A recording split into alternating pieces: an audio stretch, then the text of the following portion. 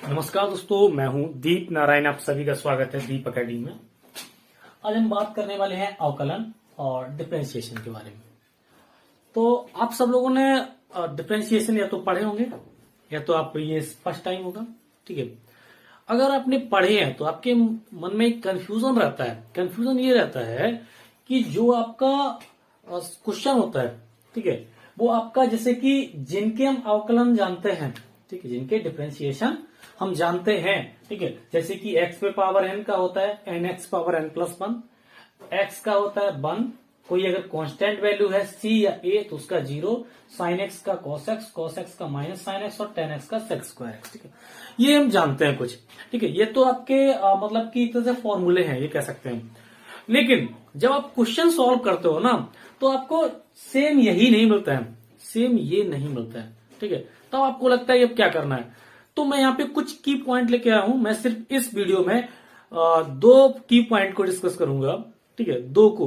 ठीक है, बाकी के और भी बहुत सारे की पॉइंट्स होते हैं कि हम इसको कैसे सिंपल करें, और या फिर सिंपल करने का जो हमारा मोटिव होना चाहिए, यानी कि इसको किस वे में ले जाएं जिससे कि इजी तरीके से हम बहुत सरल तरीके से उसका अवकलन कर सकें। तो पहला तो ये होता है, देखो फर्स्ट पॉइंट होगा आपका, ठीक है, वो ये होगा कि जो भी आपका फलन दिया जाएगा, यानी कि एफ एक्स इक्वल टू, यहाँ पे अगर लेट करके लिख लो आप, let F X equal to, ठीक है, आपका कोई एक फंक्शन दिया है एफ एक्स इक्वल टू, मान लो बाई दिया हुआ है फंक्शन। तो इस बाई को हमें क्या करना है, इस बाई को इन जिसके हम क्या करते हैं, जिनके हम फॉर्मूले जानते हैं उनके रूप में लिखना होता है आपको। क्लियर हुआ? उनके रूप में क्या होता है, आपको लिखना होता है। दूसरा पॉइंट ये होता है कि अगर कोई फंक्शन दो से ज्यादा फंक्शन से मिलकर बना है, यानी उनका ऐड किया जा रहा है। जैसे कि अगर बात करते हैं तो मैं एक एग्जांपल से ही बात करता हूं आपको। ठीक है, तो देखो एफ एक्स कोई फंक्शन है जिसको हमने यहां पे लिख दिया है इस तरह से, एक्स स्क्वायर प्लस 2x। ये मैंने कोई फंक्शन लिख दिया एक्स स्क्वायर प्लस 2x। अब यहां पे देखोगे एफ एक्स फंक्शन तो है, लेकिन इसमें दो फंक्शन ऐड किए गए। एक है आपका एक्स स्क्वायर, दूसरा है आपका 2x। ठीक है, तो अब इस कंडीशन में क्या होता है कि अगर किसी फंक्शन का आपको अवकलन करना है तो आपको ये सबसे पहले चेक करना होगा कि उसमें कौन, यानी केवल एकल फंक्शन है, केवल एक फंक्शन दिया गया है, या एक से अधिक फंक्शन है। और अगर एक से अधिक हैं, ठीक है, तो वो आपके कौन से हो सकते हैं, यानी कि आपके हो सकते हैं F x plus g x, यानी कि दो फंक्शंस को ऐड भी किया जा रहा होगा। हो सकता है F x minus g x हो रहा हो। क्लियर? हो सकता है आपका ऐसा आ रहा हो एफ एक्स इंटू जी एक्स, दो फंक्शंस को क्या किया गया है, आपका इंटू किया जा रहा हो, मल्टीप्लाई किया जा रहा हो। और एक कंडीशन यहां पे ये भी पॉसिबल होती है कि एफ एक्स अपॉन जी एक्स की कंडीशन को लागू करा रहे हो। ठीक है, इस तरह के। तो देखो अगर कोई ये यहाँ पे कैपिटल एफ एक्स फंक्शन है आपका, तो वो किन किन चीजों को फॉलो करा सकता है।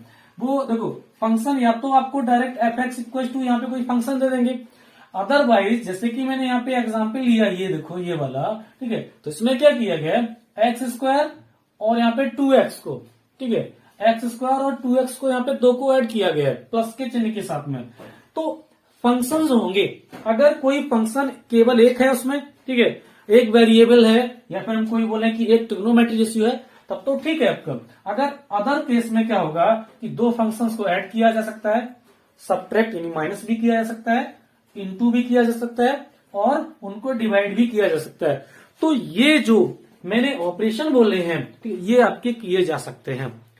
तो इन फंक्शंस के जो ऑपरेशन होते हैं, ठीक है, इनकी जो संक्रियाएं होती हैं, वो चैप्टर 1 में आपने पढ़ी हैं। योग की संक्रिया, गुणन की संक्रिया, भाग की संक्रिया, और वहां पे आपने सतत और असतत को डिफाइन किया था, इन चीजों को लेकर के।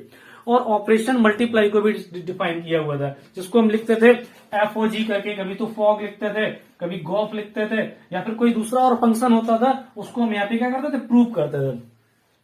तो सेम हम वहां पे नहीं जाएंगे, लेकिन यहाँ पे ये बताने वाली चीज है कि देखो एफ और जी यानी अगर दो मल्टीप्लाई फंक्शन किए जाएंगे, ठीक है, तो इस कंडीशन से उनके ऑपरेशन होते हैं, ठीक है। तो हम इस चीज को बताने की कोशिश करें तो पहला पॉइंट तो हमारा यही रहता है की पॉइंट, कि आपको जो फंक्शन दिया जाएगा आप उसमें यह डिफाइन करिए कि जो फंक्शन है उसमें केवल एक वेरिएबल है या एक से ज्यादा वेरिएबल या ट्रिग्नोमेट्री है, तो उसमें प्लस किया गया है, माइनस किया गया है, इंटू किया गया है, डिवाइड किया गया है।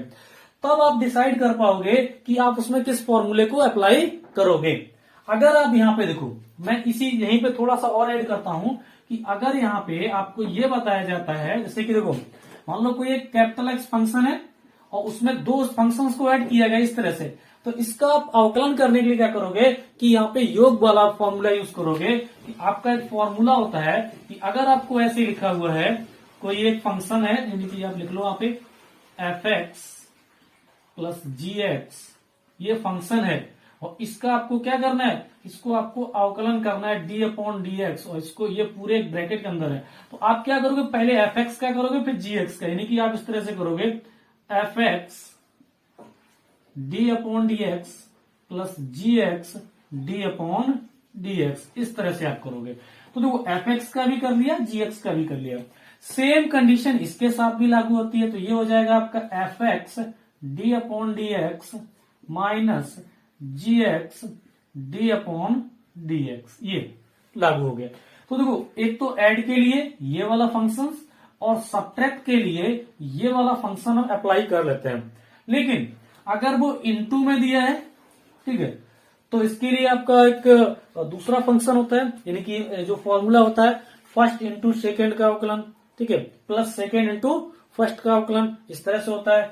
अगर आपका डिवाइड का दिया है, ठीक है, तो डिवाइड का आपका होता है, यानी ये अंश और हर में इनको बांट लेते हैं, तो हर इंटू अंश का अवकलन माइनस, ठीक है, हर इंटू अंश का अवकलन माइनस अंश इंटू हर का अवकलन अपॉन हर का स्क्वायर, इस तरह से होता है। तो हम सिर्फ अभी देखो मैंने ये बताया आपको कि आपको सबसे पहले ये डिफाइन करना है जो फंक्शन दिया है उसमें कौन से ऑपरेशन किए गए हैं। अगर आपका सीधा कोई ऐसे लिखा है एक्स पावर एन एक्स ए या फिर साइन एक्स, कोई ट्रिग्नोमेट्री रेशियो जिसका आपको समाकलन मालूम अवकलन मालूम है, तो आप डायरेक्ट कर सकते हो। अदरवाइज कंडीशन में क्या होगा कि आपको ये डिफाइन करना होगा कि अगर दो है या दो से तीन है, चार है, इस तरह से जोड़ घटाओ या गुणा ये साथ में रखे गए भाग के साथ में, तो सबसे पहले तो यही पता करना पड़ेगा कि आपको कि उसमें क्या किया गया। जब ये पता हो जाएगा तब फिर आप आसानी से कर सकते हो। तो पहला तो नियम आपका ये होता है, ठीक है, एक नियम हो गया, ठीक है। अभी मैं यहाँ पे क्या करने वाला हूँ कि जो मैंने एक एग्जाम्पल लिया था उसको मैं यहाँ पे बहुत सरल आसानी से कर देता हूँ। देखो एफ एक्स दिया है आपका, एफ एक्स इक्वल टू दिया था एक्स स्क्वायर प्लस 2x, ये दिया हुआ है। तो चूंकि इसका अवकलन करना है तो हम यहाँ पे क्या करेंगे, जो इसका अवकलन करेंगे, ठीक है, तो यहाँ पे क्या हो जाएगा आपका, देखो इसको सबसे पहले इसका करेंगे, चूंकि ये दो फलन है, ठीक है, तो आप ऐसे लिख सकते हो x square plus 2x D upon D x. अब चूंकि ये प्लस में है जैसे मैंने बताया था, तो यहाँ पे लिखोगे x square D upon D x plus 2x D upon dx लिखोगे। और अब देखो एक्स स्क्वायर का मतलब, अब देखो x पे पावर n, यानी ये वाली कंडीशन लागू हो रही है, यहाँ पे हो रही है, तो यहाँ पे लिखोगे पहले जो पावर है n उसको पहले रखते हैं, तो इसमें पावर कितनी है 2, तो 2x रख दिया हमने। अब देखो n पे पावर जो थी उसमें एक ऐड कर दिया गया, तो n पावर कितनी है 2, यानी 2 पे एक ऐड करोगे 2 प्लस 1 प्लस ये देखो 2 चूंकि कांस्टेंट होता है, जब कोई कांस्टेंट और वेरिएबल दो होते हैं तो कांस्टेंट को बाहर कर लेते हैं एज ए कॉमन, यानी कि उसको बाहर कर देते हैं, ठीक है, क्लियर। अब x पे पावर कितनी मान सकते हो 1, तो इंटू 1 इंटू एक्स पे पावर 1। हाँ मेरा ये थोड़ा सा फॉर्मूला देखो यहाँ पे एन एक्स पे पावर एन माइनस 1, यहाँ पे पावर क्या होती है, पावर घट जाती है, वो समाकलन का चूंकि होता है, ठीक है। तो यहाँ पे क्या करोगे आप 2 माइनस 1, ये आपका क्लियर हुआ। और यहाँ पे भी क्या होगा 1 माइनस 1, एक घात घटती है हमेशा, कितना होता है एक घात घटती है, एक घटता है 1 जो पावर होती है। अब देखो ये हो जाएगा आपका 2x पे पावर 2 माइनस 1 यानी कि 2x, और ये आपका हो जाएगा केवल 2, तो ये यहाँ पे क्या निकल के आता है, इसका आंसर हो जाता है। तो सबसे पहले तो हमने यही डिफाइन करना होता है कि इसमें क्या करना है कि आपको देखना है कि कितने फंक्शन जोड़े गए, घटाए गए हैं, मल्टीप्लाई किया गया, डिवाइड किया गया, वो चीज चेक करनी होती है। चलो तो ये आपका निकला है, देखो 2x प्लस 2, इसका आपका क्या होगा, समाकलन अवकलन हो जाएगा। अगला देखते हैं, जो सेकेंड पॉइंट हमारा होगा वो ये होता है,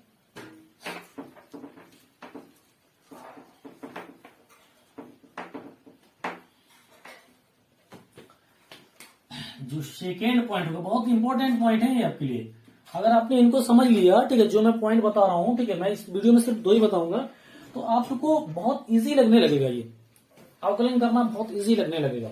अब देखो दूसरा यहाँ पे कह रहे हैं हम यहाँ पे कि अगर कोई एक एफ एक्स फंक्शन है, F X equal to Y function, तो हमें ये देखना पड़ेगा उस फंक्शन में कि जो फंक्शन है उसमें, क्योंकि ट्रिग्नोमेट्री फंक्शन जो होते हैं उसमें क्या होता है कि एक्स होता है ये, और साइन एक्स का हमें मालूम है कॉस एक्स है, कॉस एक्स का मालूम है माइनस साइन एक्स है, और टेन एक्स का यहाँ पे क्या है सेक स्क्वायर एक्स है, ठीक है। तो हमें ये देखना होगा कि जो फंक्शन दिया गया है क्या हम उसको सेम जैसा लिखा है उसी फॉर्म में उसका हम अवकलन कर सकते हैं या नहीं। अगर नहीं कर सकते हैं तो उसको पहले उसके फॉर्म में कन्वर्ट करना होगा। मान लो कि एक एफ एक्स कोई फंक्शन है और यहाँ पे दिया हुआ है, ठीक है, इस तरह से, ध्यान देखना बेटा, हाँ ऐसे लिख लो, साइन स्क्वायर एक्स ऐसे दिया हुआ है, साइन स्क्वायर एक्स लिखा है। अब ध्यान से देखना बेटा, यहाँ पे जो साइन स्क्वायर एक्स लिखा है, हम तो समान अवकलन जानते हैं किसका, साइन एक्स का। यहाँ पे क्या लिखा है, साइन स्क्वायर एक्स लिखा है, ठीक है। तो इसका मतलब कहीं ना कहीं गलत हुआ है, कहीं ना कहीं गलत है आपका, ठीक है। तो जब ऐसी कंडीशन आ जाए कि जो यहाँ पे x होता है या फिर जिसका हम सीधा सा फॉर्मूला जानते हैं वो नहीं है, तो उसको इस रूप में कन्वर्ट करना होता है आपको। और कन्वर्ट करने के लिए क्या करना होगा, देखो जैसे ये लिखा था, आप इसको क्या करोगे, इसको ऐसे लिख सकते हो, साइन एक्स का होल स्क्वायर लिख सकते हो, क्लियर हुआ, साइन एक्स का होल स्क्वायर। अब देखो हम इसका भी तो नहीं जानते हैं अवकलन, यानी कि साइन एक्स लिखा है और इसका स्क्वायर है तो इसका भी जानते हैं, हम तो सिर्फ इसका जानते हैं साइन एक्स का, ठीक है, जो कि आपका कॉस एक्स होता है, ठीक है। ध्यान से देखो कि अगर हम इसको एज ए एक्स कंसीडर कर लें, मान लो कि ये एक्स है, तो ये क्या हो जाएगा, एक्स स्क्वायर, क्लियर हुआ, एक्स स्क्वायर क्लियर होगा। तो देखो जब इसको एक्स स्क्वायर मान लेंगे तो इसकी पावर के सापेक्ष जब इसका अवकलन करेंगे तो ये वाला कंडीशन लागू हो जानी चाहिए, क्लियर हुआ। तो इसके घात के लिए, यानी जो घात थी उसके लिए हमने इस कंडीशन को लगाया, लेकिन फिर भी चूंकि एक्स नहीं है यहाँ पे, तो इसका फिर से हमें क्या करना पड़ेगा, अवकलन करना पड़ेगा। तो देखो कैसे करते हैं, देखो आप समझ लो, मैंने मान लिया कि ये एक्स है, क्या है आपका, एक्स है, यानी एक से ज्यादा फंक्शंस को उस पर अप्लाई किया गया है, यानी कि इनका मल्टीप्लाई एक तरह से किया गया है, पावर पर पावर है एक तरीके से, ठीक है, ये कह सकते हैं। तो देखो साइन एक्स को क्या मान लेंगे, एक्स, तो ये क्या हो जाएगा एक्स स्क्वायर, और अगर एक्स स्क्वायर होगा, ठीक है, तो एक्स स्क्वायर कंडीशन क्या होनी चाहिए, यानी एक्स पावर एन की जो पावर वो पहले है, तो इसकी पावर कितनी है 2, तो 2 पहले लिख लिया हमने, ठीक है, 2 हमने लिख लिया। अब चूंकि एक्स जो है वो तो वही रहेगा, ठीक है, तो यहाँ पे क्या होगा साइन एक्स, और यहाँ पे पावर 2 है, उसमें से क्या करोगे, पावर कम भी करोगे, क्योंकि इसी का मेथड यूज कर रहे हैं, ठीक है, कम कर दिया। अब देखो एक चीज और देखो, अब चूंकि यहाँ पे x नहीं था, हमने इसको ब्रैकेट में एज्यूम करके इसको मान लिया, लेकिन x नहीं था, तो इसका सापेक्ष अवकलन भी करते हैं, उसको समझो। तो अब किसका करने वाले हैं, साइन x का, ठीक है। तो यहाँ पे आप अगर आप लिखना चाहो तो आप ऐसे लिख सकते हो डबल कंडीशन में, यानी यहाँ पे लिख लो आप ऐसे sine x D upon D X, तो ये हो जाएगा 2 साइन एक्स इंटू, अब साइन x का अवकलन जो होता है वो क्या होता है आपका कॉस एक्स होता है, तो यहाँ पे क्या होगा कॉस एक्स, ये हो गया आपका, क्लियर हुआ, यहाँ पे ये क्लियर हुआ। अब इसको आप चाहो तो आप इसको ऐसे भी लिख सकते हो कि 2 sine X into cos x क्या होता है साइन 2x, जो कि एक फॉर्मूला आपको बताया जाता है ट्रिग्नोमेट्री में क्लास 10 में 11 12 सभी में बताया जाता है कि साइन 2x की जो वैल्यू होती है, ठीक है, वो आपकी होती है 2 sine X into cos x, जो यहां से हमें मिला था, और इसकी जगह पे हम लिख सकते हैं 2 साइन एक्स। ये तो मेरा कहने का मतलब यहाँ पे ये था कि अगर ना समझो, अगर जो फंक्शन है वो उस रूप में नहीं है जिसका हम अवकलन फार्मूले से, यानी कि जो सूत्र है इसके, उससे ज्ञात कर सकते हैं, तो एक मेथड होता है कि आप t मान लो, ठीक है, और फिर उसका सापेक्ष अवकलन dt अपॉन dx कर लो, क्लियर हुआ। दूसरा तरीका है कि आप इसको इस तरह से कन्वर्ट कर लो, होता वही है ये, टी मानोगे तब भी वही होगा। जैसे कि अगर हम यहाँ पे मान लो कि साइन एक्स को टी मान लेते हैं, ठीक है, क्लियर हुआ, साइन एक्स को टी मान लेते हैं, तो टी मानते हैं तब भी टी पे पावर एन होगा, और टी पे पावर एन मतलब एक्स पावर एन होगा, तो उसका हम इस तरह से करते हैं। अब चूंकि यहाँ पे फिर क्या करते हैं, D T upon D x, यानी कि जो टी फंक्शन है उसका भी अवकलन करेंगे, तो यहाँ पे हमने क्या किया, साइन एक्स का अवकलन कर लिया, ठीक है। ये सेम वही तरीके से आपका यहाँ पे हो जाता है, क्लियर हुआ। मैं एक छोटा सा एग्जाम्पल लेके और आपको एक बताता हूँ कि इसको कैसे कर सकते हैं, ठीक है, वो आप देख लीजिए। यहाँ पे देखिए, अब यहाँ पे मैं एक एग्जाम्पल लेता हूं, यहाँ पे लिखा है साइन रूट एक्स। अब देखना ध्यान से, साइन एक्स का हमें पता है कि ये होता है, लेकिन रूट एक्स लिखा है, इसका नहीं मालूम होता है। तो इसका नहीं मालूम है तो आप यहाँ पे क्या कर सकते हो, रूट एक्स लिखा है, ठीक है, तो यहाँ पे लेट करके जो टी मान के करते हैं उसको लेट करके रूट एक्स इक्वल टू क्या मान लेंगे, टी। तो ये क्या हो जाएगा आपका, साइन टी हो गया यहाँ पे।